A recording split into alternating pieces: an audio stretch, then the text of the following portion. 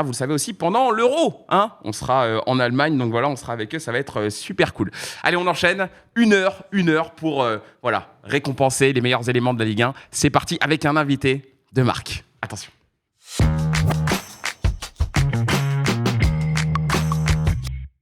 Je bouge parce que cette émission, on va la faire avec Monsieur Benoît Chéroux, d'Iben, qui est là, en plus qui...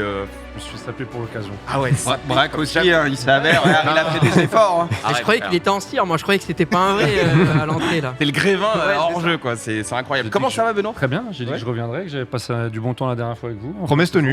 Ouais, voilà, c'est cool. Je suis venu habillé en conséquence. Un vrai homme de parole, franchement, Benoît, on est trop content. On va juste te remonter un petit peu ton micro, voilà, histoire de bien t'entendre. Bien.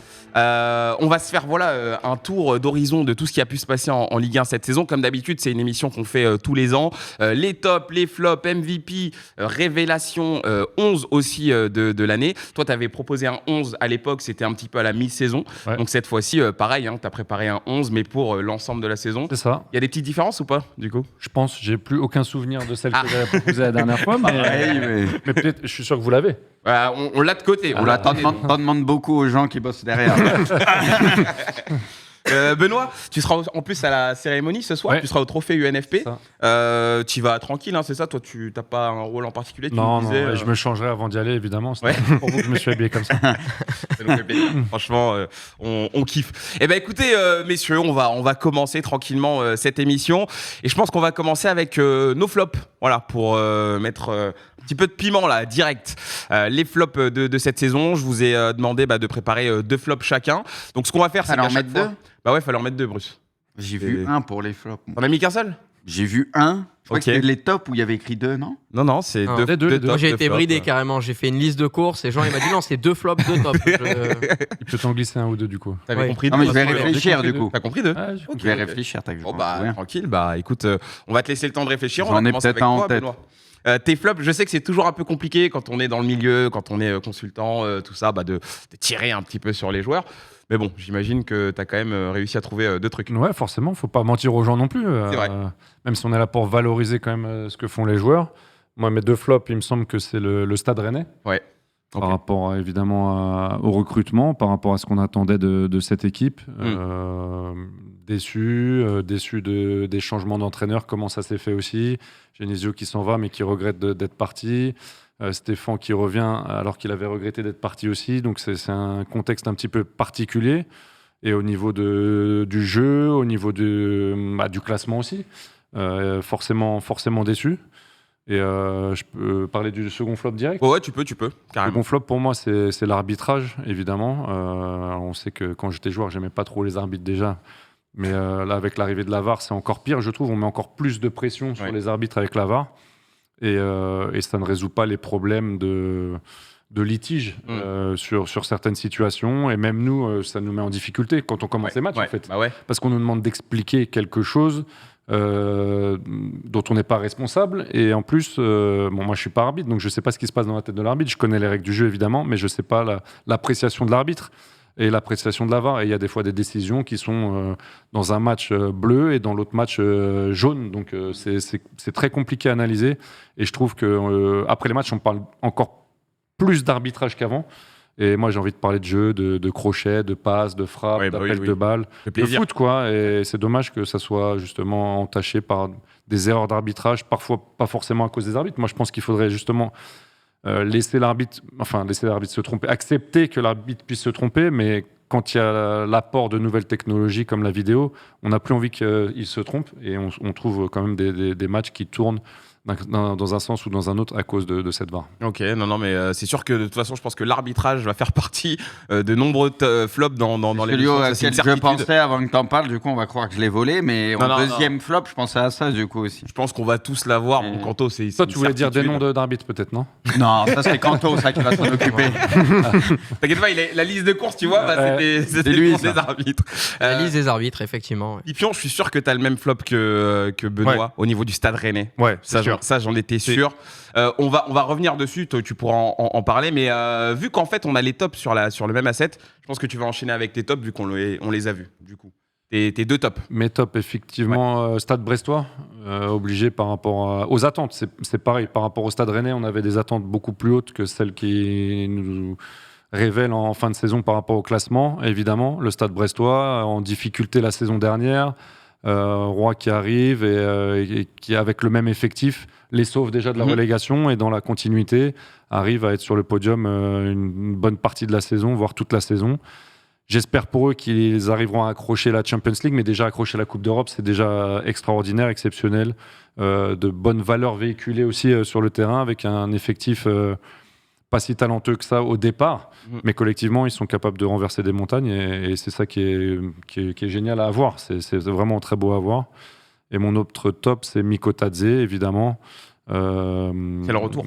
Le retour, je crois qu'il a mis plus de 10 buts, pas loin de 15 buts, il me semble. J'avais regardé tout à l'heure, 13 il me semble, en 18 matchs seulement ou 19 matchs, donc c'est énorme en termes de ratio.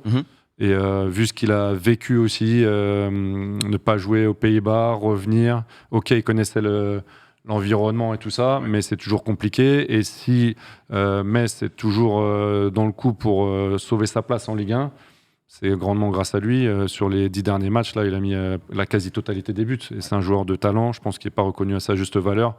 Mais c'est juste énorme ce qu'il est en train de faire avec son retour là. Ouais, c'est vrai que c'est pas mal. Et puis bien sûr la destination de Miko Tadze pour la saison prochaine, ça va évidemment beaucoup nous intéresser.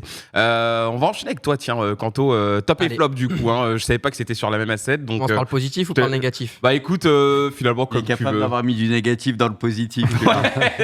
Bon non, on va commencer sur une bonne note. Je vais commencer avec les tops d'abord, notamment l'investissement des clubs français en Coupe d'Europe. C'est vrai que ça fait plusieurs années où on a l'habitude de voir les Français jouer à fond la Ligue des Champions, mais délaisser en général l'Europa League, voire même la conférence. Cette année, on a vu des exploits avec le Paris Saint-Germain qui fait son parcours, l'Olympique de Marseille qui fait son parcours, le LOSC également.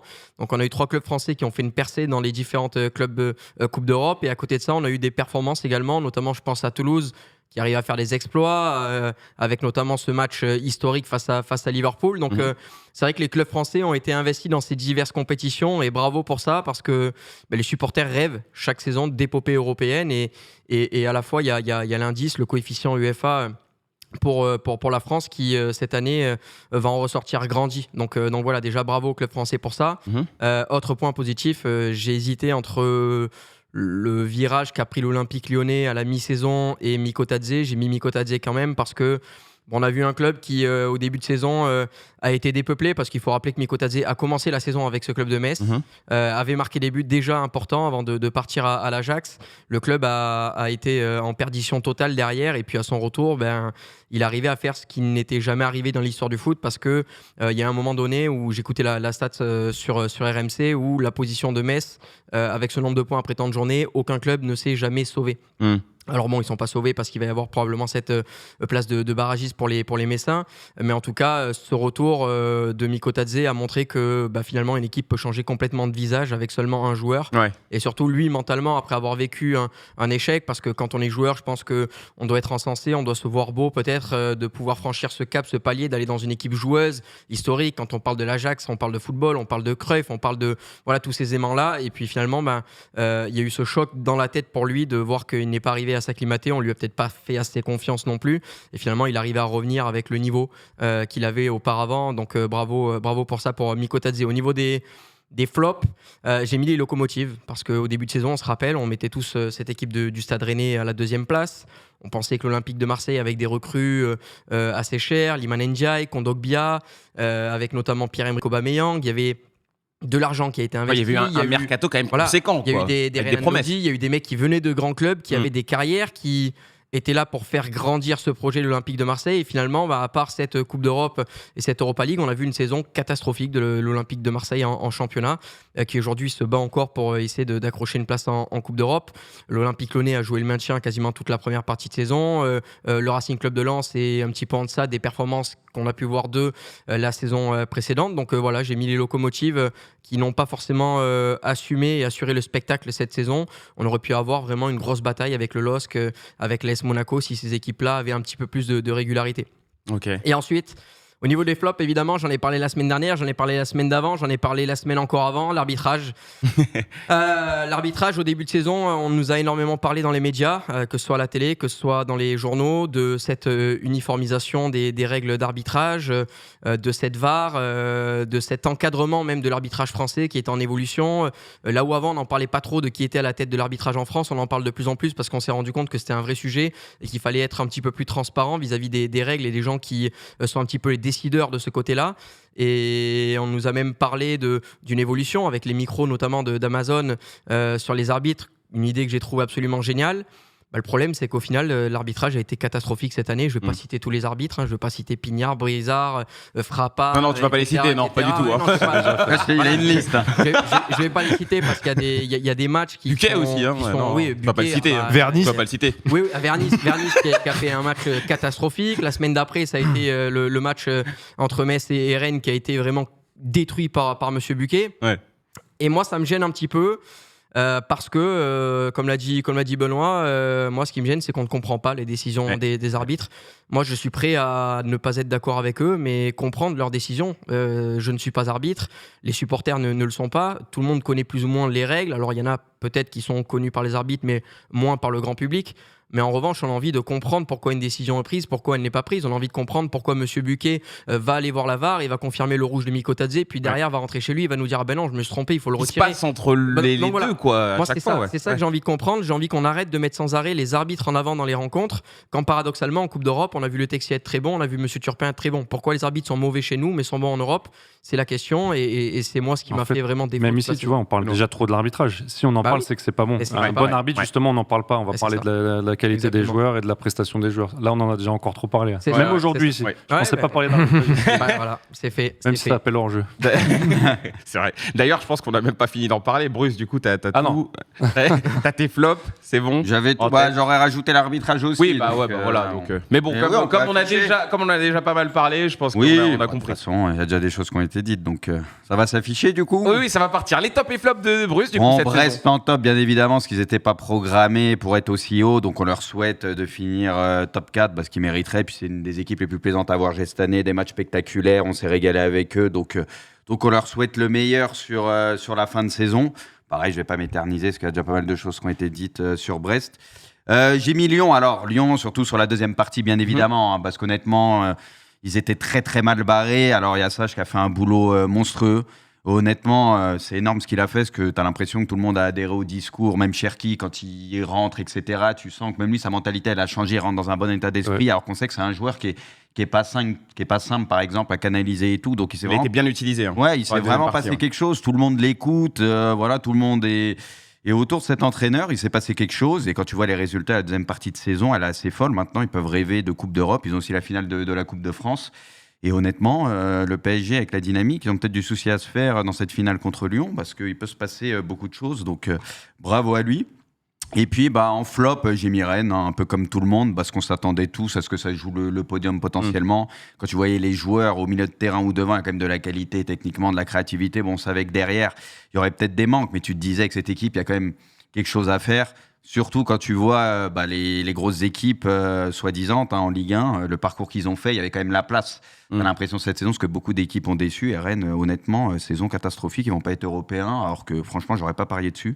Donc, grosse déception du côté de Rennes. Et puis, l'arbitrage, comme vous l'avez dit, pareil, je vais pas en rajouter, mais ce qui est chiant, c'est que oui, d'un arbitre à un autre, tu sens que les mains sont pas sifflées de la même manière, les contacts aussi. Donc on comprend rien. Moi, au tout début, j'étais par exemple pour la VAR, parce que je m'étais dit, ça va enlever peut-être de l'injustice, ça peut être pas mal. J'aime pas trop l'évolution dans le foot. Moi, je suis très à l'ancienne, mais ça, je m'étais dit, allez, ça va peut-être moins nous frustrer. Et finalement, j'en suis à regretter, parce que c'est encore pire, parce que là, il y a les images, donc on comprend encore moins. Enfin, il y a aucune excuse possible. Même quand des fois, ils voient les images, ils restent campés sur leur position. On l'a vu il y a pas longtemps avec Mikotadze, par exemple. Enfin, tu vois des choses, tu comprends pas.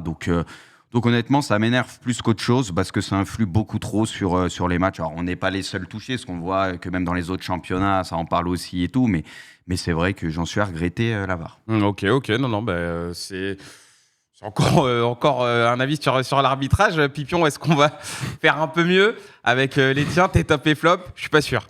Non, moi j'en ai 3 sur 4 en commun avec Benoît. Ok. Donc on part sur évidemment en top inévitable Stade Brestois, parce que pour pas répéter ce que vous avez dit, ce que j'ai apprécié, c'est qu'au-delà du collectif, c'est même les joueurs qui sont arrivés, comme Satriano, comme Loco, comme Doumbia, sont parfaitement intégrés, ont été des super bonnes trouvailles, des joueurs qui ont adhéré à ce discours. Première participation, qualification à une Coupe d'Europe, donc pour les supporters, encore une fois, kiffez bien. Ce sera sans doute pas Francis Leblé, mais il faut apprécier le moment. Et ce que j'ai aussi adoré, c'est le fait que c'est pas une équipe qui a baissé d'intensité, qui a su en remettre, et notamment dans les gros matchs contre le PSG. Je me souviens aussi de ce match à Lyon, de ce match face à Lille, où tu te dis en fait c'est une équipe qui a su à chaque fois rentrer dedans, ne pas être trop fatiguée et pouvoir proposer ce jeu qui demande beaucoup d'énergie. Et moi j'ai trouvé que c'était formidable de pouvoir en être là aujourd'hui pour Brest. Il y avait une place à saisir avec l'absence des locomotives. Ils ont su l'obtenir, donc tant mieux pour eux.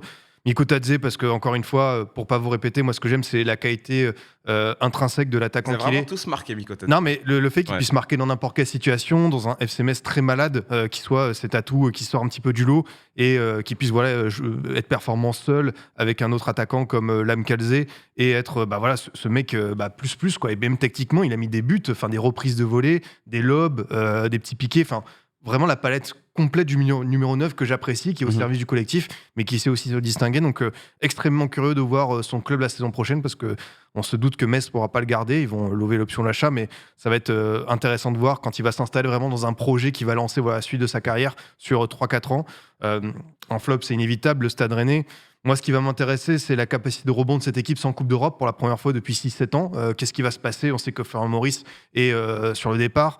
Ils ont peut-être fait un petit peu trop confiance aux jeunes, alors qu'on savait que la formation rennaise était de qualité. Et je pense qu'il ne faut pas non plus tout abandonner. Quand tu vois la saison de Désiré Doué, tu dis que c'est quand même une belle garantie. Mais voilà, réussir à peut-être trouver un peu plus d'équilibre avec de l'expérience, des joueurs sur qui tu puisses compter. Mais ce qui est évident, c'est que je me demande encore une fois pourquoi est-ce que Lens a pu faire une saison comme celle de l'an dernier, pourquoi est-ce que Brest a pu faire cette saison et pas le Stade Rennais. Ça, c'est quelque chose qui m'interrogera un petit peu toujours. Et puis Balogun, du coup. Balogun. Ouais. Alors, c'est vrai que j'aurais pu mettre Wai, mais en fait, Wai, il y a quand même eu des matchs en Ligue des Champions, notamment contre Arsenal, où je me suis dit, voilà, ok, il y a quand même quelque chose qui est intéressant. Ça reste insuffisant pour Wai, mais Balogun, voilà, à 30 millions d'euros, il n'a jamais su, trouver sa place. Ben Yedder a fini par le repasser devant. Adi Hutter a tenté plein de formules, seul, avec Ben Yedder. Ça n'a jamais trop marché. Alors oui, il a mis 7 buts et 5 passes D, mais pour un attaquant qui nous avait autant plu la saison dernière, je m'attendais à beaucoup plus. À Reims, je trouvais qu'il était vraiment super intéressant. Il était un petit peu comme Miko Tadze, capable d'être le joueur plus de son équipe. En fait, on se demandait c'était quoi l'étape d'après, quoi. J'ai pas retrouvé ça. Pas retrouvé ça, cette étincelle. Alors peut-être que c'est une saison d'adaptation et que l'an prochain, voilà, oui, je pense. Avec le fait de faire la préparation, d'être pleinement investi dans ce projet où tu sais que ton équipe va jouer avec des champions, la motivation de cette compétition, on aura un Balogun, parce que moi je suis persuadé que c'est un très bon attaquant, il est quand même le futur neuf des USA, donc il y a quelque chose à créer autour de lui, mais là cette saison pour moi ça reste pas assez concret. Parfait. Alors, je vais vous donner les miens, mais rapidement, comme ça, on va gagner du temps, parce que j'en ai quand même pas mal en commun avec vous. Le top, c'est forcément Brest, évidemment, la saison qui est complètement folle, mais une équipe qui est finalement sur une sorte de progression, parce que on sait que c'était peut-être un peu plus dur par le passé, et là, le changement total cette année, c'est assez incroyable. Pourquoi ? Qu'est-ce qui se passe ? Qu'est-ce que j'ai fait ? Il y a un truc que j'ai fait interpellé aussi. Qu'est-ce que j'ai fait ? Il y a un point qu'on attend, mais vas-y. Non, j'ai vu arbitrage, mais. Est-ce que c'est une erreur ? Ah non, c'est une erreur, c'est pas moi. Attention, parce que là, quand t'as parlé des pénaux au Lyon, tout ça va faire. Ouais, celle-là, je m'attendais pas. J'avais carrément peur. Là, tu vas te faire attraper par les supporters. Mais tu sais que j'ai prévu, je vais désactiver mon compte Twitter, parce qu'après, il y a le 11 et tout, il y a les trucs, et je sais que les gens vont vouloir m'attraper. Donc là, vous m'avez fait peur, les gars. Non, c'est une erreur d'asset, apparemment. Adi Hutter en top de la saison aussi, ça y est, vous m'avez déjà perdu, les gars. Ça y est, je suis perdu. Adi Hutter, parce que ce mec-là a apporté quelque chose. Il a apporté de la qualité dans le jeu. Il a permis à certains joueurs, d'être à un niveau assez fou. Je pense forcément à Minamino, Golovin, qui était déjà un très bon joueur, mais qui a très vite adhéré au discours d'Adi Hutter. Ça s'est vu parce qu'il a été leader dans cette équipe de Monaco. Beaucoup de joueurs, Fofana aussi qu'on a trouvé dernièrement, Akliouche bien entendu. Ben Seguir a été blessé pendant une partie de la saison, donc forcément tu vas pas t'arrêter sur lui, mais bon, on sait que c'est un très bon joueur. Moi j'ai beaucoup aimé ce que Monaco a proposé, et puis voir Monaco deuxième de ce classement. c'est quelque part logique et je pense qu'Adi Hutter y est pas étranger. Donc bravo Adi Hutter. On est presque à regretter qu'ils viennent pas titiller un peu plus Paris pour le titre. disait hier. Tu te dis cette année, peut-être que tu vois, il y avait la place d'aller les chercher un petit peu. C'est ça, c'est ce qu'on se disait. Et puis Monaco, c'est ce qu'on attend d'eux depuis maintenant plusieurs saisons. Les flops, encore une fois très rapide, l'arbitrage, vous avez tout dit, on n'y comprend plus rien. Donc c'est juste cata. Et surtout, j'ai l'impression qu'on passe pour des amateurs en fait. On est censé être un championnat pro, on est censé être un championnat avancé. Là, avec tout ce qui s'est passé, avec toutes les situations, on va pas les énumérer. T'as l'impression qu'on ne sait pas faire, tout simplement. Et l'autre flop, oui, c'est Marseille et Lyon, parce que moi, je comprends pas que des équipes comme Brest, qui ont infiniment moins de moyens, soient devant ces équipes-là. Marseille et Lyon, comme l'a dit Quentin tout à l'heure, des locomotives, des équipes qui ont une certaine expérience, passer à côté. Je trouve ça un peu triste et décevant pour notre championnat, parce que moi j'ai envie d'avoir une belle Ligue 1, et si Marseille et Lyon sont là où ils sont, c'est juste terrible pour moi. Ce qu'on va faire encore une fois pour gagner du temps, c'est que là on va enchaîner. Maintenant on va passer aux awards pour les joueurs, bien entendu. Meilleur gardien, meilleur espoir, MVP de la saison, meilleur entraîneur. Benoît, tu vas tous nous les donner, un par un. On va commencer par l'entraîneur, et puis voilà, tu vas dérouler tranquillement. On a tout de prêt. Et, oui. Et on va voir ce que tu as choisi. Je pense que si on commence par l'entraîneur, j'ai mis Fonseca. Fonseca. Okay. Par rapport à ce qu'il fait avec son effectif, alors c'est un très bon effectif, il n'y a qu'à voir le banc à chaque match, c'est comme ça qu'on juge un effectif pour moi. Quand on voit Cabella, le nombre de matchs qu'il a débuté sur le banc par rapport à la saison qu'il a fait l'année dernière, par exemple, juste pour citer un exemple, moi j'ai beaucoup d'émotions quand je regarde cette équipe du LOSC. Parce qu'elle est un peu dans mon cœur, parce que j'ai fait 7 ans là-bas, mais aussi parce qu'avec Fonseca, je vois des idées de jeu, des principes, des choses très intéressantes, des joueurs intelligents, avec des consignes claires et une évolution dans le jeu. On les voit parfois commencer à 4 défenseurs. Il y a T'as plus d'émotion que quand tu vois l'OM de Gattuso? Oui. Vraiment. Ouais. Ou alors, c'est pas les mêmes émotions. Des émotions positives, des émotions négatives. Pas les mêmes, on est d'accord. Émotions footballistiques qui te donnent un petit peu de frisson quand tu vois des mouvements entre joueurs, le côté droit notamment, avec Zegrova, Thiago Santos, Diakité. Des joueurs de ballon. Ouais, mais qui jouent ensemble. Il y a des joueurs comme Zegrova qui sont capables de faire des différences individuelles et qui vont sauver l'équipe quand ça patauge un petit peu collectivement. Mais collectivement, c'est pour ça que j'ai mis Fonseca, parce qu'il y a de vraies belles choses. Toujours des disponibilités des joueurs dans les intervalles, dans des zones bien précises. Et ça, c'est un régal, tout simplement. Okay. Le meilleur gardien, Benoît, pour toi? Meilleur gardien, j'ai dû mettre Bulka, non? Bulka, ok. Il me semble, voilà, c'est ça. Alors, c'est sûr que c'était plus flagrant peut-être en début de saison que maintenant. Oui. C'est quand même le gardien. Pas mal de joueurs de Nice d'ailleurs. Hein. Exact. À l'image de leurs résultats, tout simplement. Pas autant d'attentes que ce qu'ils nous ont montré en début de saison. Mais le gardien de la meilleure défense, donc ça compte aussi, les stats. Son jeu au pied, son importance dans le dispositif de Farioli.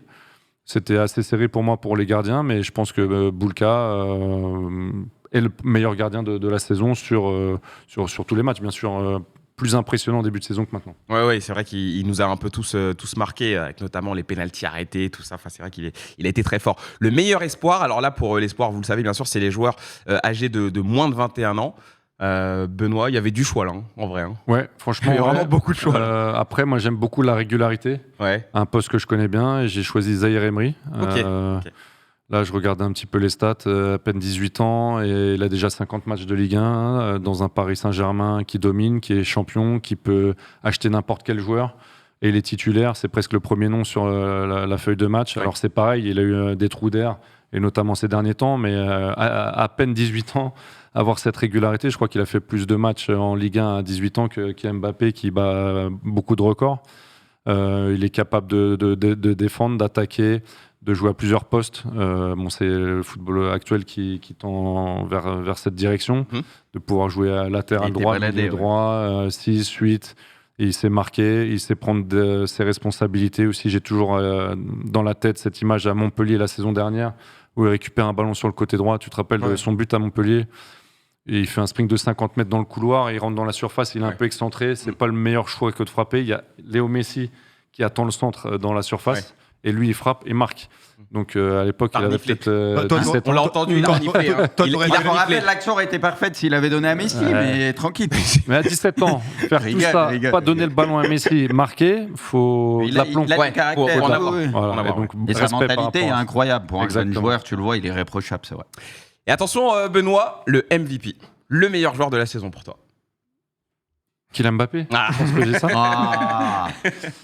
On est obligé, c'est pareil, c'est monstrueux. Je regardais ses stats avant de venir.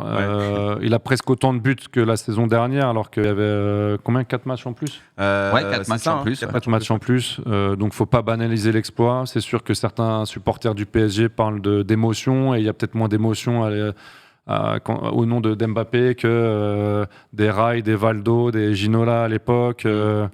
Di Maria, voilà. Mais en termes de stats, en termes de professionnalisme aussi, parce que je pense qu'on ne sait pas tout ce qui s'est passé par rapport à son contrat, pas son contrat, mais je pense qu'il a été honnête par rapport à ses dirigeants. Il a annoncé quand il voulait partir, qu'il ne voulait pas prolonger, ceci, cela. Donc il a toujours été professionnel. C'est des stats stratosphériques, et je pense qu'on s'apercevra de ces stats incroyables encore plus quand il ne sera pas là. Ok. La saison prochaine. Non, très bien. Merci en tout cas Benoît pour ça. C'était concis. Bruce, on va enchaîner avec toi. Allez. Et même ordre. Meilleur entraîneur, meilleur gardien, meilleur espoir, MVP. Et si tu veux, je te rappellerai entre-temps. Vas-y, on enchaîne. Meilleur entraîneur pour toi. Moi, j'ai mis Roy.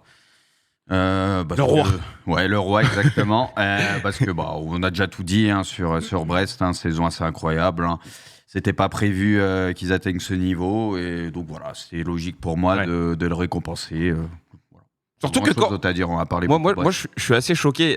Encore une fois, pas pour nous gonfler, mais tu sais, à l'époque où on était sur Bein, il était consultant et on le croisait. Mais j'étais à milieu d'imaginer qu'il reviendrait et qu'il ferait une saison comme ça. Moi, je trouve que c'est. Je pense que personne n'avait imaginé ça. Mais oui, non, mais. Sincèrement, je pensais même pas que c'était un bon entraîneur. Quand j'ai vu Brest prendre Roy, je me suis demandé sincèrement. On a tous eu des doutes. Pourquoi Mais non, mais parce que moi, j'ai pensé directement à ce recyclage français qu'on fait, tu vois. Alors, Roy, on l'a quand même moins vu dans le passé qu'un Camboiré et qu'un Fred Antonetti, que ces entraîneurs qu'on voit énormément. Mais je me suis demandé, un mec qui n'a pas exercé depuis si longtemps, ce qu'il va être capable de s'acclimater, de s'adapter à ce football moderne, d'arriver à trouver des plans, de travailler zone par zone. Et puis la réponse, c'est qu'il m'a fait fermer ma gueule et qu'il a été très bon. Les awards de Bruce ou de Canto? Non, mais c'est toi, tu t'es permis. Je m'étais dit la même chose. Mais moi, j'ai pas mis Roy, donc. Je m'étais dit la même chose que toi avec le retour de Domenech à Nantes, tu vois. Mais je trouve que c'était catastrophique de A à Z. Il était éclaté. Bruce, on te laisse enchaîner du coup. Meilleur gardien. Alors, je suis pas son plus grand fan, mais je sais être objectif. J'ai mis Donnarumma. J'ai hésité avec Chevalier, mais c'est vrai que Donnarumma, même si par rapport à ce qui s'est passé avec Milan, tout ça. Il a eu une saison quand même, en tout cas en Ligue 1, même si des fois on peut le reprocher sur les corners, de pas assez sortir. Son jeu au pied, il y a eu moins d'erreurs que la saison passée à des moments donnés, ce que tu veux, mais sur sa ligne, il a été très fort. Et le PSG, quand même, souvent, concède pas mal d'occasions, parce que c'est une équipe, on sait, qu'attaque beaucoup, et honnêtement, il te sort souvent des grosses parades. Donc pour moi, j'ai été obligé de mettre Donnarumma. Ok, meilleur espoir. J'ai mis Doué. Désiré, oui. Ouais, parce que même si Rennes, on l'a compris, saison pas simple, lui, il y a quand même une qualité supérieure. Il y a déjà pas mal de clubs sur lui, donc j'espère qu'il fera un bon choix, en tout cas, pour son avenir. Mais c'est vrai que c'est quelqu'un de très intriguant, qui a des facilités pour son âge. Mais après, c'est toute cette nouvelle génération où tu as l'impression qu'il y a des jeunes joueurs de 18-19 ans. Tu as l'impression, les mecs, ils en ont 3-4 de plus. C'est impressionnant. Et c'est vrai que lui, ça sent la belle carrière, en espérant qu'il y ait les bons choix derrière. Mais hâte de voir ce que ça donnera par la suite. Ça se régénère. Et le MVP de la saison? MVP, obligé de mettre Mbappé. MVP ou Mbappé? C'est drôle ça. Il est fier. En plus. Tu vois, il en faut pas beaucoup. Désolé, ça va. On va en faire 2 fois après encore. Écoute, il y a encore 2 guises derrière. Il va vraiment la faire 2 fois. Donc j'ai mis Mbappé. Vous le savez, je suis pas le plus grand fan de Mbappé à la base, mais voilà, pour moi, tu es obligé de le mettre. Ouais. Voilà, au niveau des stats. Ça, il est au-dessus de la Ligue 1, on l'a compris. Mais pourquoi être obligé de le mettre? Tu le mets, c'est tout. Non, mais pour moi, t'es obligé de le mettre. Il n'y a pas d'obligation. Il n'y a pas d'obligation. Tu veux mettre qui d'autre? Tu veux mettre qui d'autre? Non, tu verras, il n'y en a pas. Mais voilà, J'entends le truc qui manquera, peut-être après on se rendra compte au niveau des stats, etc. Mais je pense que la marque sera plus répartie autour de lui. Je pense que c'est très compliqué, notamment au PSG, de jouer autour de lui quand tu as un offensif, parce qu'il ramène beaucoup de choses à lui et même sur le terrain. Aïe. Donc je pense que ça peut libérer beaucoup de monde. Donc je pense qu'on aura un PSG, pour le coup, sur les années à venir, plus collectif. Alors tu n'auras peut-être pas ce Mbappé, joueur impressionnant, mais moi je ne suis pas si sûr qu'ils y perdront tant que ça au change. Mais bon, on verra. Toujours un avis teinté de... Ah non, mais moi vous me connaissez avec Mbappé. Pour moi, on a compris, t'inquiète. À chaque fois. On enchaîne avec Pipion, du coup. Allez, Pipion, le meilleur entraîneur. J'ai mis Eric Roy, parce que évidemment quand il arrive il y a un an, plus d'un an, on se dit ça sent pas bon pour Brest et il y a ce sauvetage qui est assuré. Et en plus, voilà, il continue. Je me dis peut-être que si Strasbourg avait gardé Fred Antonetti, qui lui aussi avait gardé une dynamique, ils auraient pu être à cette place-là. Mais voilà, il a su mettre en place un football à haute intensité, mais en gardant une grosse qualité technique, des joueurs généreux et une équipe qui est très très difficile à bouger à domicile, mais qui sait aussi bien voyager. Donc il y a eu tous les ingrédients qui ont été réunis pour que Brest réussisse une grosse saison. Et j'aime bien aussi son discours en conférence de presse, le fait qu'il garde un peu les pieds sur terre sur cette grosse saison et ce qui va les attendre la saison prochaine sur forcément l'équipe qui ne pourra plus surprendre. Donc j'ai hâte de voir justement cette troisième saison d'Eric Roy à Brest. Je t'ai vu acquiescer quand Pipion a parlé d'Antonetti. Oui, c'est sûr que des fois on laisse pas suffisamment de temps au coach pour construire. Et c'est parfois dommage, effectivement. Ok. C'est les mecs qui font des missions maintien et pas plus, quoi, malheureusement. Et écoute, ce sera un bel exemple en tout cas avec Eric Roy. Meilleur gardien, Pipion. Comme Bruges, j'ai mis Donnarumma. Alors c'est vrai que j'ai hésité avec Chevalier, mais encore une fois, on parle pas de Ligue des Champions en Ligue 1. Je trouve que c'est une de ses meilleures saisons. Je pense notamment au match à Reims, où Reims fait un match XXL. Le Reims de Wistik était très très bon à la mi-saison. Et lui, il sort un nombre d'arrêts qui est absolument... colossal, donc honnêtement là il n'y a pas de grand chose à dire. Il y avait encore une fois en Ligue 1 il y a des très très bons gardiens avec Samba, Chevalier, Boulka. Jeu au pied dans les airs quand même. Non mais pas c'est vrai qu'il y a une petite limite. Bruce en a parlé, mais ouais. Je suis d'accord, mais je trouve qu'il y a des matchs où vraiment quand il a fallu être le héros, il a su répondre présent et c'est tout à. Notamment le match face à Reims par exemple. Ouais, non mais il y a eu beaucoup de matchs à chaque fois. Non mais oui, 3 grosses. Mais celui-là pour moi c'est vraiment le match où on a vu le prime de Sur sa ligne, il est fort. Mais être gardien, c'est pas qu'être sur sa ligne. C'est ça. Mais ça on est d'accord. Ça c'est vrai. Pipion, le meilleur espoir. Alors, toi, tu les aimes, les jeunes, on le sait, hein, les jeunes joueurs. Hein. Les jeunes joueurs, c'est très bizarre comme ça. Les jeunes joueurs. Les jeunes joueurs, attendez les gars. Mais Kanto, arrête. Mais Kanto. Non mais j'ai dit un truc. J'ai pas entendu, j'ai rien entendu. Me mettez pas dans vos histoires. Alors, ton jeune joueur. T'as bien raison. Jeune joueur. J'aime les jeunes joueurs. T'aimes les jeunes joueurs. C'est ce que j'ai dit. Je suis parti sur un choix différent que Zahir Emery et Doué qui ont leurs arguments, mais j'ai pris sur la régularité Lenny Yoro parce qu'en plus c'est un poste qui est évidemment éligible. Délicat, difficile. Et ce que j'aimais sur cette saison, c'est qu'il a dû devenir un patron. Il y avait plus José Fontes qui était un guide, un mentor pour lui sur ses premiers mois en Ligue 1. Et voilà, maintenant c'était Alexandro et Bafodé Diakité qui n'avaient pas non plus une expérience colossale. Umtiti est arrivé, mais on a vu que physiquement il pouvait pas tenir la cadence. Et j'ai adoré son style de défenseur, vraiment dur sur l'homme, avec une qualité de relance intéressante, un joueur intelligent. Et rappelle, à ce poste-là, quand tu es un 2005, c'est vraiment très très jeune et il a su montrer de belles qualités. Voilà, on parle de lui au Real Madrid, au PSG, mais j'ai hâte de voir la suite pour lui parce que vraiment sur ce poste-là, c'est pas évident, tu vois, de faire assez peu d'erreurs. Il y en a eu 2-3 fautes de concentration, mais sur la globalité, rien à dire pour Lenny Yoro. Très bien, et on finit avec le MVP. Forcément, le Kicks, difficile, il est tellement au-dessus du lot en Ligue 1. Alors oui, on aimerait qu'au niveau de la communication, de la concentration, de la personnalité, il soit un peu plus présent. Mais sur le terrain, voilà, il a fait ses stats, il a fait le job. Ça a été encore une saison réussie. Il y a eu ce petit trou d'air quand il a dit est-ce que tu sens un gars perturbé? Ça faisait longtemps qu'il n'avait pas marqué au Parc des Princes. En plus, hier, j'avais vu la stat contre Toulouse. Donc voilà, on se dit que même en étant supérieur aux autres, il peut encore aller chercher un petit peu plus. Donc comme toi, Braque, je suis juste pressé de voir la suite pour lui. Un nouveau challenge. Ça fait, je pense, 2 ans qu'il aurait dû quitter le PSG. Là, c'était un petit peu trop redondant. Et là, j'ai bien envie de voir un Kicks version Real Madrid. Je t'ai entendu rire, Bruce. Qu'est-ce qui se passe? Non. Si, je t'ai entendu. Je t'ai entendu. On peut pas rigoler, je pleure, on peut rien faire. Non, mais c'est pas ça. C'est juste pour moi si t'avais un truc à dire. Non. Ah, d'accord. Okay. Rien à rajouter. Non, j'ai encore entendu. Je suis obligé de mettre Kicks. Ouais, c'est ça. Ah, il l'a dit, c'est vrai. T'as 2 doigts de le dire aussi. Bon, moi, t'as vu, on t'es pas obligé. Les Pipions, on n'y touche pas. T'es pas obligé, Pipion. Hein. Tu fais ce que tu veux, bien sûr. Pipion, il a 2 doigts de dire. Heureusement qu'il se casse comme ça. L'année prochaine, on va être peinard, quoi. C'est ça. Il a peut-être pensé un peu trop fort. Kanto. Allez. Allez, on y va. Meilleur entraîneur. Tu nous fais ça là comme tu sais faire là. J'ai hésité entre Fonseca et Adi Hutter, mais j'ai mis Adi Hutter. Pourquoi ? Parce que c'est un entraîneur qui est arrivé dans un projet qui était un petit peu en stagnation depuis pas mal d'années et qui arrivait à changer un petit peu la donne dans ce club-là avec un effectif qui a pas mal évolué avec des joueurs en fin de cycle et je pense notamment à Wissam Ben Yedder au début de la saison. On compte plus énormément sur lui du côté de cette équipe de Monaco et il est arrivé à sortir notamment des jeunes. On se rappelle au début de saison, Soguntu Magassa avec l'arrivée de plusieurs recrues avec des Salissou, avec des Singo, avec des Zakaria qu'il fallait venir mettre dans ce collectif-là. Il a eu également beaucoup de difficultés puisqu'il a eu un de ses 4 qui s'est blessé, je pense à Caio Henrique. Il a eu des milieux de terrain qui sont blessés. Il a eu un Folarin Balogun sur lequel il comptait énormément à la pointe de l'attaque ou encore un Brelem Bolo qui était blessé. Balogun n'était pas forcément au mieux et finalement il est arrivé directement à remettre des joueurs sur le bon rail. Je pense à Takumi Minamino qu'on avait complètement perdu et qui dès le début de saison nous a montré qu'il faudrait compter sur lui et Adi Hutter a été capable tout simplement de varier son effectif, ses compositions, ses feuilles de match pour arriver à chaque fois à utiliser des joueurs différents selon les manquements et selon les besoins. Donc Adi Hutter, pour moi, a fait une grosse saison. Il faut préciser quand même que Monaco, c'est deuxième meilleure attaque du championnat. La troisième meilleure attaque, c'est Brest, Marseille et le LOSC à 50 buts. Monaco a 14 buts de plus. Donc c'est dire quand même la qualité offensive de cette équipe monégasque. Voilà pour l'entraîneur. Meilleur gardien, Marco Bigot.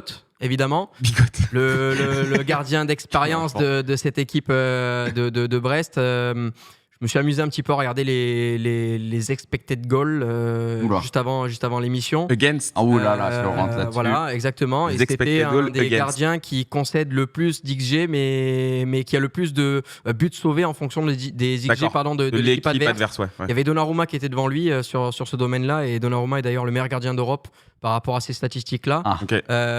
Néanmoins, ça aussi, ça va en dire des choses. Néanmoins, tout à l'heure, comme je l'ai dit, un gardien de but ne se résume pas à arrêter des buts, mais également à participer au jeu avec un jeu au pied, pardon.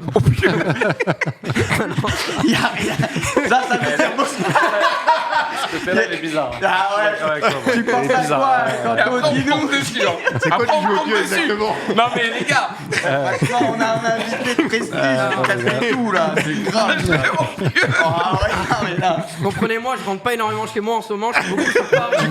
Tu le connais bien, toi. L'impression que tu le connais très très bien. Non, un jeu au pied. même si t'avais voulu le faire exprès, t'aurais pas réussi en fait. Non, mais voilà. Bravo. Alors, merci. Ouais, mais non. On sait même plus de qui tu parles là. Ouais, non, de Marco Bizot. Voilà. Bref, très bon gardien de but. Voilà, on va s'arrêter sur ça pour le prince Marco qui va pouvoir vivre en fin de campagne en Ligue des Champions avec cette équipe de Brest. Meilleur jeune. Meilleur espoir, ouais. J'ai fait original, mais ça va me glisser dessus. C'est Christian Mawissa, tout simplement. Okay. Mais t'as le droit, hein. Oui, j'ai évidemment le droit parce que je fais littéralement ce que je veux, donc j'ai tout à fait le droit. Mais j'ai mis Mawissa parce que très très jeune joueur. Avec un parcours assez atypique, il est champion de France avec les jeunes, les pitchouns du TFC. Il fait partie de ces 4 jeunes qui, juste après, signent en pro, avec notamment Guillaume Rest. Et Mawissa a montré qu'aujourd'hui, les très jeunes joueurs peuvent être matures très rapidement. Alors certes, il n'a pas joué tous les matchs cette saison parce qu'il a eu des blessures et parce qu'il faut aussi lui laisser un petit peu de temps. Mais c'est un jeune, moi, qui m'a marqué cette saison, que je trouve très bon, et je sais qu'il va falloir compter sur lui. L'AS Monaco derrière est sur lui pour le recruter pour la saison prochaine. Donc voilà, ça m'étonnerait pas de le voir évoluer dans un club ambitieux comme l'ASM la saison prochaine. Alors c'est vrai qu'il y avait de la concurrence avec Euro, avec Doué, etc. Mais j'ai fait le choix de Mawissa. Est-ce que tu as fait original? C'est surprenant, voilà, j'ai fait évidemment l'original. C'est pour ça qu'il y a. Moi, j'ai été obligé de prendre Pierre Lesmelou, tout simplement. J'ai conscience que ce sera Kix. J'ai conscience que Kix a des stats absolument hors normes. Maintenant, j'ai voulu mettre en avant l'apport de ce joueur-là par rapport à un collectif qu'on n'attendait absolument pas en début de saison. Et Lesmelou fait partie de ces joueurs qui ont absolument surperformé du côté de Brest. Que ce soit, j'en ai déjà parlé, je vais répéter rapidement ce que j'ai dit il y a plusieurs semaines, c'est un leader technique, ballon au pied, il est capable de défendre, il est capable de mettre des coups, il est capable de relancer, de casser des lignes de par des projections balle au pied, mais également par des passes avec du jeu court, du jeu long, une vision de jeu très bonne. Et puis en plus, c'est un leader de vestiaire, c'est quelqu'un qui est capable de venir tout simplement soutenir les troupes et venir même embrouiller l'adversaire. On sait que c'est un mec qui est ultra chiant et qui parle beaucoup sur le terrain, mais ça fait partie du foot et il en faut des garçons comme ça. Bien sûr, t'en as besoin. Dans une équipe. Des gars comme Benoît, quoi. Des gars comme Benoît, t'en as besoin. Ouais. Je devais être chiant à jouer contre. Donc voilà, pour mon MVP, j'ai fait l'original et j'ai pris Pierre Lesmelo. Parfait. Écoutez, on va faire avec les miens. Meilleur entraîneur, je sais plus qui j'ai mis. On va le voir. Ça démarre bien. Non, mais je te jure, je sais plus. Ah oui, voilà, Pierre Sage, exactement. Pierre Sage, je pense qu'il faut quand même en parler. Bruce en a parlé dans ses tops tout à l'heure. Mais faire ce qu'il a fait, arriver après 3 coachs qui sont passés, aucun qui n'a réussi à remonter cette équipe de l'Olympique Lyonnais, réussir à ramener de la sérénité dans ce club. Oui, vous pouvez vous étouffer sur le chat, ça changera rien. Moi j'ai beaucoup de respect pour ce mec-là, qui a eu aussi le respect de ses joueurs et qui a réussi à faire quelque chose de complètement fou, remonter l'OL comme ça.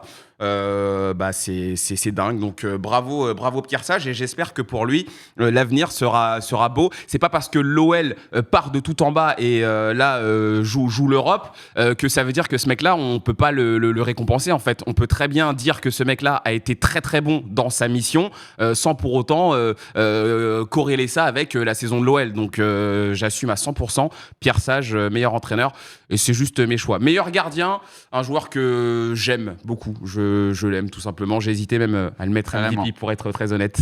Lucas Chevalier. Ouais, voilà, saison très belle. Il y a eu des moments un petit peu de moins bien avec lui aussi. On va être honnête, mais Lucas Chevalier, comment ne pas le citer ? C'est le futur. C'est peut-être le futur gardien de l'équipe de France. Des qualités incroyables cette saison. C'était peut-être pas forcément la saison de la confirmation parce que sa carrière, on peut le dire, elle commence. Mais de ce qu'il a montré là cette année, on se dit que l'avenir ne peut être que radieux avec ce gars-là. Donc voilà, Lucas Chevalier pour moi meilleur gardien. Meilleur espoir, un joueur qui m'a fait frissonner moi ces derniers temps, c'est Désiré Doué. J'aime beaucoup ces joueurs-là. Ça rappelle des mecs un peu comme Eden Hazard, toute proportion gardée, des mecs qui sont capables de faire d'énormes différences, des mecs qui sont capables de nous faire nous lever tout simplement, de marquer des buts qu'on va pas oublier. Moi j'ai beaucoup aimé ce que j'ai vu avec lui cette saison, et pareil, c'est des bons choix, Brax. C'est des bons choix pour l'instant. Tu valides? C'est des bons choix, ouais. Okay. Ce qui se passe sur le chat. T'as bien compris qu'avec moi, j'ai besoin de validation. J'ai vu que tu t'es beaucoup justifié sur Pierre Sage, mais. Ouais. Bah oui, parce que t'as vu le chat. Je regarde, bien sûr. Voilà, c'est ça. Merci beaucoup, Benoît. Heureusement que t'es là. Voilà, remets-les en place, Benoît, c'est bien. Désiré Doué, on me dit dans l'oreillette qu'il faut que t'attendes le MVP quand même. Désiré Doué. nous a sorti, moi, j'ai choisi un joueur. Franchement, pour moi, s'il est MVP. Non, mais ça veut dire que c'est pas Lesmelo, c'est pas Mbappé, donc je réfléchis. Non, j'ai pas mis Mbappé. Voilà, donc Désiré Doué, je finis avec lui tranquillement. Et après, le MVP. Bon, déjà, j'avais pas envie. Non, j'avais là, pas. je vais me ranger avec le chat, attention. Tu sais quoi, j'avais pas envie de mettre Mbappé parce que j'avais peur qu'on me dise parisien. Et j'avais pas envie d'en parler. C'est moi tu vois. qui suis vu comme un anti-PSG. Moi j'ai peur. Vous avez peur de qui? Mais j'ose plus parler de Mbappé en fait maintenant. Moi je suis vu comme un anti-PSG, anti-Mbappé, anti-tout. J'ai mis Mbappé, j'ai mis Donnarumma, chacun fait ce qu'il veut. Je te jure que j'ose plus parler de Mbappé parce que j'ai l'impression que tu parles de Mbappé aujourd'hui, tu donnes des arguments, tout de suite tu te fais attraper en fait. Donc j'ai pas mis Mbappé. Ah, je sais qui t'a mis. J'ai pas mis Lesmelo. C'est un attaquant. J'ai mis qui? C'est un 9? Zegrova. Non. C'est pas un 9? Non. C'est un ailier? Non, c'est un milieu de terrain très offensif. Un milieu de terrain. Golovin. Non, j'ai mis Minamino. Découvrons, vas-y. J'ai mis Minamino. Non, pas du tout. Tout à l'heure, Benoît a parlé de régularité. De ma gueule. Non, je fous pas de ta gueule. Benoît a parlé de régularité. Et Kanto, tout à l'heure, il a dit, je dis ce que je veux, éditorialement, je peux dire ce que je veux. Exactement. Tu dis ce que tu veux, maintenant, t'as pas l'air très sûr de toi quand même. Il est pas. Tu t'es justifié avant de dire le nom du joueur. Et ça c'est. Parce que si t'as défendu avant, il est plus avec toi. J'étais avec toi, mais. Parce que je savais qu'on allait me tomber dessus. Mais de toute façon, moi, dans les awards, en fait, vous allez le comprendre. Moi, ce que je fais, c'est que je cite des joueurs qui ne seront pas cités. Tout simplement, je sais que Mbappé, il allait être cité. Lesmelo, je savais qu'il allait tomber à un moment donné. Mais Minamino, faut en parler aussi. Sa saison, elle est exceptionnelle et il a été ultra régulier. Franchement, côté Monaco, c'est vrai que Golovin a été très très bon, mais Minamino, je l'ai pas vu rater un match cette année. Mais personne ne te dit qu'il a pas fait une bonne saison. Peut-être qu'il y a des matchs où il est passé à côté. Je pense qu'il est pas dans le top 5 des meilleurs monégasques de la saison. Très bien. J'ai pas vu tous les matchs de Zacharias, Fofana aussi, pas mal. Fofana, t'en as 4 de Kliouche. Magnès. J'ai pas vu tous les matchs de Monaco. Je vais faire le mytho. Tu l'as mis MVP alors que c'est même pas le meilleur joueur de Monaco. Mais si, non, mais moi en tout cas de ce que j'ai vu de Minamino, je l'ai pas vu rater. Et je trouve que par rapport à la saison d'avant, voilà, c'est très fort, hein, tout simplement. Voilà. Donc Minamino pour moi MVP. Ça va Bravo, ça va toujours. Mais oui, ça va. Tu mettrais combien en note là? Sur Minamino? Non, sur ton- l'ensemble de mes. Ouais. Oula. 8 8 Sur ok. 20. Jusqu'à Minamino, Sur 10. c'était. Ça avait bien Non, commencé. Sur 10, sur 10, sur 10. Sur 10. Ça avait bien commencé, mais les 3 Ouais, derniers matchs, c'est l'entraîneur, parti en vrille ouais, sur le ouais. sprint final. quoi. Ouais, C'est pour ça que la Minamino, note baisse. non. Il y en a un, il a dit personne va te toucher. Personne va me toucher, ça c'est sûr. Alors, juste avant, Benoît, de découvrir ton 11, on m'a demandé de donner le mien dans l'oreillette. Ton 11 Ouais, mon 11. Ah oui, Du coup, on va Minamino passer dans au les 11 buts, de la saison. Minamino à droite. Non, bah non, je Minamino- l'ai pas mis parce qu'en fait, j'ai essayé Hein de récompenser plein de joueurs. Non, Braque, là, Ah, qui si, a- je l'ai mis. Braque. Attends. Attends. On est sur le 11 de l'année, là On est sur le 11 de l'année. Non, Braque. Mais moi, attends, j'ai expliqué. Non, mais il y a quand même des. Non, mais il y a des trucs qui suivent. Comment tu vas pouvoir nous expliquer? Attends, on va reparler de tout. J'ai dit que moi, j'essayais de récompenser des joueurs qui ne seraient pas cités. Et je vais donner mes arguments tranquilles et je Donc vais c'est aller très vite. le deuxième. Pardon C'est pas le meilleur 11. C'est le deuxième 11 que tu veux. Bah, en fait, c'est un 11 de joueurs où je sais qu'on les citerait pas, quoi. D'accord. Voilà, Mais c'est un- comment c'est un ça? peu Il y en a, on les Avec a mis beaucoup dans qu'on le va citer. 11. Il y en a, mais il y en a. Il y en a qu'on va Comment citer, tu veux mais- justifier? Il y en a qu'on va citer, mais il y en a qu'on ne Il y en citera a, c'est pas. ta famille ou? Non, c'est pas ma famille. Bah Non, non. mais- Vas-y, viens, on fait très rapidement. Chevalier, je l'ai mis dans mon top, Ouais, c'est bon. tranquille, vas-y. Thiago Ok. Santos, c'est bon. Ouais, Jusque-là, ah oui, ok. rien à dire. Yoro, c'est bon. Rien à dire. Très bien. Brassier, pas Rien mal. à dire. Ok. mérite. Côté gauche, Hernandez. Pas de scandale. Il y a quelque pour chose moi. à dire. Il y a quelque Non, chose à il n'y dire a quand pas un même. grand scandale. Moi, j'ai trouvé Y a pas qu'il un a grand fait scandale. son boulot, honnêtement. Il n'y a pas Ok. de scandale. je Golovin, vous voyez un scandale trouve. Non. Vitinha Non. Non. Minamino Ah bah là, Oui. Un Ok. peu plus. Ah, d'accord, ok. Bon, pour Del Minamino. ça peut, Zegrova Del ça peut. Castillo Bah, Ça va quand même, Del Castillo. Mounier, n'exagérons pas. C'est- Ah, Mounier, j'avais pas vu. Ah, mais c'est pour ça. Ah, fallait Mounier. commencer par là. C'était trop loin. Donc Ah c'est ouais. juste, donc Là, c'est c'est- juste Mounier qui vous dérange. Il a été précieux, c'est un grand jeu de tête. Néanmoins, n'exagérons pas. Mais non, mais Non, c'est mais pas. t'as des Lacazette, des Aubameyang, t'as même pas mis Oui. Mbappé en plus. Mais c'est toi quand tu aimes Non, Mbappé, Mbappé, c'est je pas t'ai moi. dit, je veux pas en parler. Mbappé, j'ai plus envie d'en parler. On est sur les 11 de l'année. Mbappé, j'ai plus envie d'en parler. Je veux plus. C'est pas les coups de cœur là. C'est. Bah si, bah voilà, moi j'ai quand même des coups de cœur. Mounier, c'est un attaquant que j'aime énormément et je trouve qu'il a été très précieux cette saison avec Brest. Et comme je sais que ce mec-là, personne n'en parlera et jamais personne va en parler, et ben je le mets dans mon 11 parce que bah oui, je récompense ce qu'il a pu apporter dans cette équipe de Brest. Oui, il y a que 6 buts cette saison, je le sais, il y a pas d'énormes stats, mais il y a quand même un apport dans le jeu. Il y a les quand même arguments voilà. et les contre-arguments. Ah, Il y a Bravo. quand même un joueur qui est important dans cette équipe et Non, mais il est- j'aime beaucoup. Il est Voilà. important, d'accord. Donc Benoît. Il reste 4 11. minutes à Benoît. Ça Oui, moi. c'est ça, bah, c'est à son tour du coup. Bah alors dans les buts, je pense que c'est le gardien Bulka, il me Ouais. semble. Ouais. Arrière droit, Thiago Santos, on est d'accord, Braque. Oui. Complètement. Moi, je suis d'accord Derrière, avec c'était difficile, honnêtement. Donc j'ai choisi un peu d'originalité. Todibo, par rapport au fait qu'il est dans la meilleure défense du championnat, qualité athlétique, de relance, beaucoup moins d'erreurs que la saison dernière, je trouve, de perte de concentration.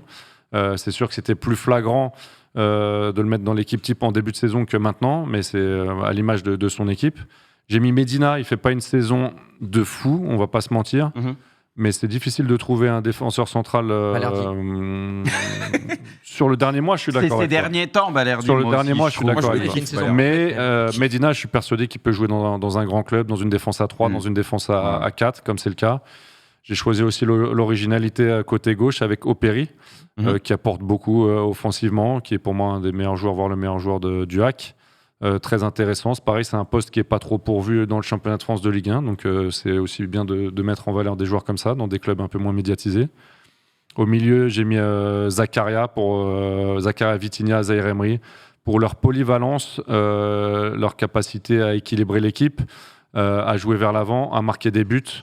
Et puis, il faut bien défendre pour les trois qu'il y a devant, avec Mbappé que je mettrai à gauche, Dembélé à droite, même si on attend toujours évidemment plus de stats, mais je l'ai trouvé également très intelligent dans son placement, son déplacement, dans ce que voulait Luis Enrique pour créer de l'espace, notamment avec Moi, il Hakimi m'en fout, en début Dembélé. de...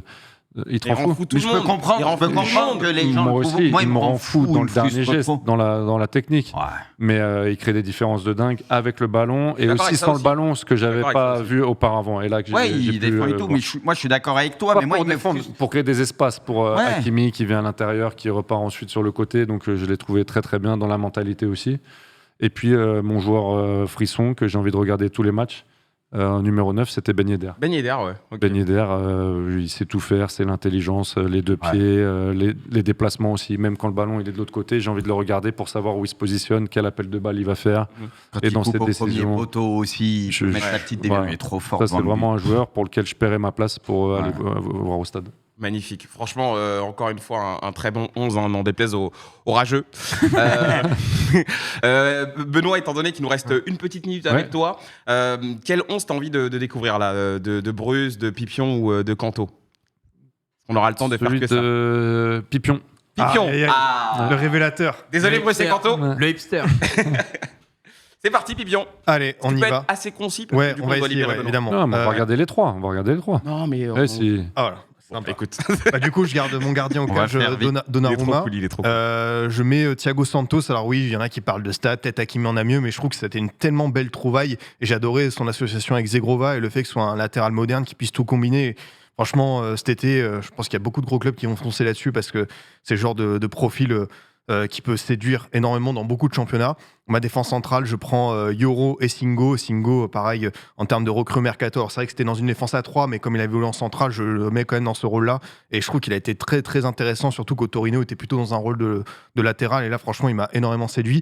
À gauche, Loco, pareil, en termes de comète, de joueurs qu'on n'attendait pas. Quelle saison en poste de latéral à gauche. J'hésitais avec Lucas Hernandez, mais franchement, il a été hyper costaud. Le milieu de terrain, pour moi, les deux indispensables, c'est Vitinha et Smelou.